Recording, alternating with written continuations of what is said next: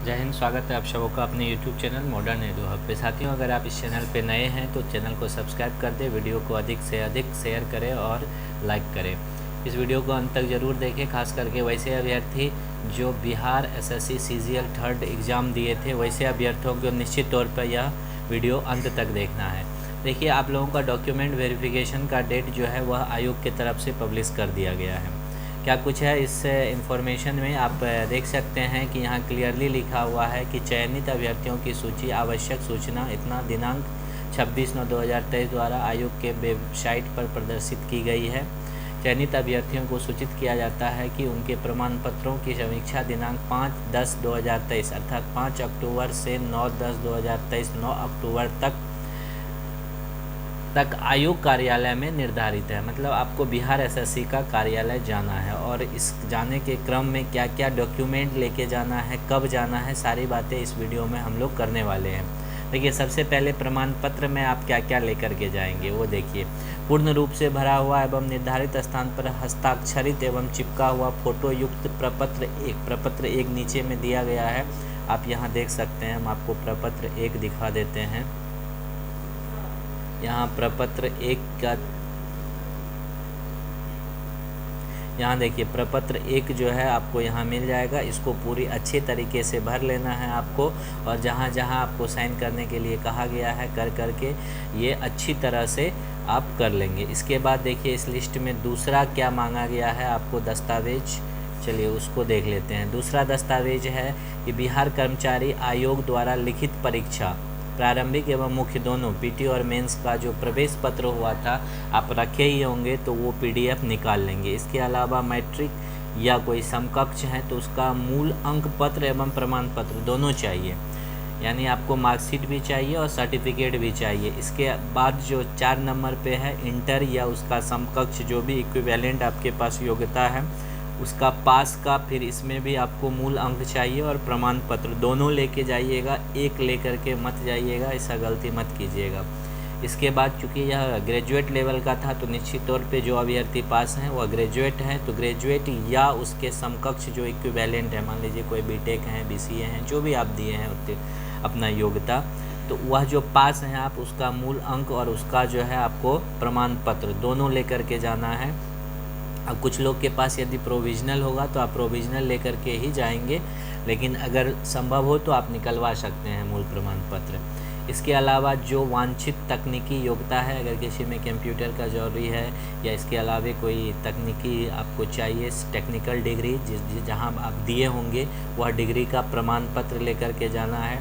जो व्यक्ति SC ST category में आते हैं उसको जाति प्रमाण पत्र लगेगा। जो BC और EBC OBC और EBC कैटेगरी में आते हैं उसको आपको नन NCL यानी नन क्रीमी लेयर निकाल लेना है या बना ही होगा। अब है कि ये सब सर्टिफिकेट किस ईयर का, तो आप जिस ईयर में भरे थे फॉर्म उस ईयर का भी आपके पास होगा, वो भी लेकर के जाएंगे, क्योंकि अभी तक ये चीज़ क्लियर नहीं किया गया है। और करेंट ईयर का भी लेके जाएंगे, क्योंकि जो जिनका NCL होगा वो पहले भी NCL में ही होंगे, अभी भी होंगे, तो दोनों लेकर के जाएंगे। मतलब जिस टाइम में आप फॉर्म भरे थे उस साल वाला और करेंट ईयर वाला। जो व्यक्ति जो जनरल कैटेगरी के कुछ अभ्यर्थी EWS में आते हैं तो वह EWS निश्चित तौर पे आपके पास होगा, जब फॉर्म भरे होंगे उस टाइम भी होगा और अभी भी होगा, दोनों लेकर के आप जाइएगा, एक लेकर के मत जाइएगा, क्योंकि वहाँ अगर डिमांड कर दिया तो आपको दिखा देना है। जो स्वतंत्रता सेनानी के नाती पोता या संबंधित हैं उनके पास जो प्रमाण पत्र निर्गत होगा वह लेकर के जाएंगे। कोई अगर हैंडीकैप हैं, विकलांग श्रेणी में आते हैं तो वह अपना प्रमाण पत्र लेकर के जाएंगे और सक्षम अधिकारी से निर्गत होना चाहिए। इसके अलावा आपको परमानेंट रेसिडेंशियल यानी कि अस्थाई आवास, जो बिहार के मूल निवासी हैं वह अस्थाई आवास लेके जाएंगे। दोनों साल का आप ले लीजिएगा, करेंट ईयर वाला भी अगर नहीं है तो बनवा लीजिए, अभी मौका है 23-24 का, और जिस सेशन में आपने फॉर्म डाला था जिस ईयर में उस ईयर का भी बनवा, वो तो होगा ही, तो दोनों रखिएगा। एक पे आप निर्भर होकर के मत जाइएगा, और दोनों पॉसिबल है ले करके जाइएगा। इसके अलावे जो भूतपूर्व सैनिक हैं वो अपना प्रमाण पत्र देंगे। बिहार सरकार के किसी भी डिपार्टमेंट में यदि आप गवर्नमेंट एम्प्लॉय हैं तो वो प्रमाण पत्र आप लगाएंगे। इसके अलावा फ़ोटो युक्त पहचान पत्र, जिसमें आ जाता है Aadhaar card, voter ID card, PAN card, driving licence, जिस पे आपका फ़ोटो हो, वह एक ही, इसमें से कोई एक ही लेकर के आपको जाना है। इसके अलावा जो सबसे इम्पोर्टेंट चीज़ यहाँ लिखा गया है वो देखिए, 1 से 14 तक का जितना भी दस्तावेज है जो जिसके पर लागू है, जैसे EWS वाले केवल EWS बनवाएंगे, वो तो NCL बनवाएंगे नहीं, तो वो अपने दस्तावेज़ को क्या करेंगे, मूल प्रमाण पत्र का एक फ़ोल्डर आप बनाइएगा। इसके अलावे 3 फोल्डर, इसमें 3 लिखा, हम कहते हैं 4 फोल्डर बनाइएगा, और 4 फोल्डर का यानी 4 फ़ोटो स्टेट प्रत्येक आप दस्तावेज का करवाइएगा। सभी सर्टिफिकेट्स का करवा करके उसको स्व अभिप्रमाणित का मतलब होता है खुद से साइन करके, और 3 अलग अलग फ़ोल्डर बनाइएगा, 4 अलग फ़ोल्डर बनाइएगा। एक तो मूल प्रमाण पत्र का बना के रखिएगा अलग, और 3 जो आपका जीरोक्स वाला फ़ोटो कॉपी होगा उसको रखिएगा। 3 जीरोक्स वाला 3 नहीं 4 बनवा लीजिएगा, सब पे साइन कर दीजिएगा अच्छे तरीके से।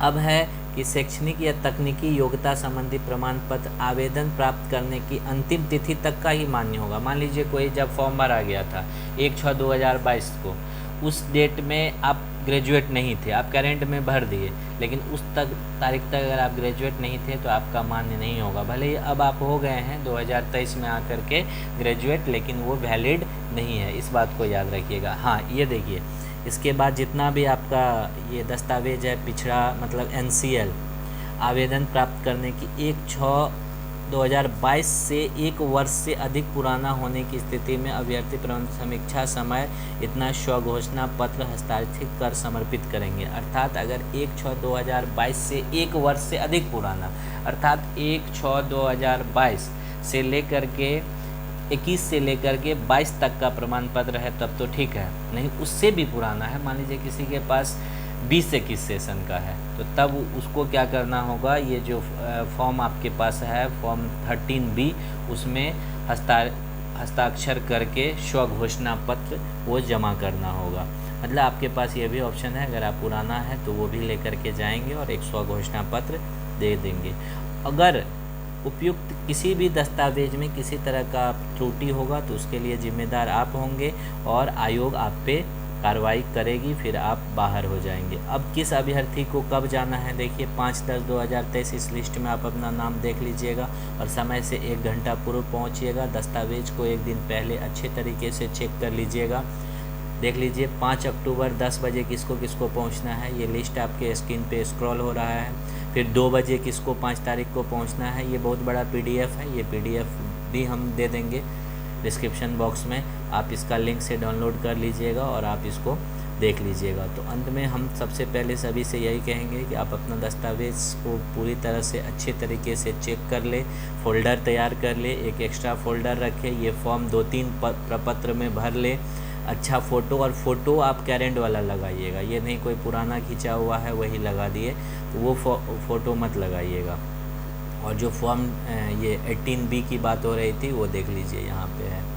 तो उम्मीद करते हैं यह वीडियो आपके लिए यूज़फुल रहा होगा। अधिक से अधिक अभ्यर्थियों के साथ शेयर करें। बाकी क्या कुछ नया अपडेट आता है फिर इसको लेकर के हम लोग मिलते हैं अगले वीडियो में। तब तक के लिए जय हिंद।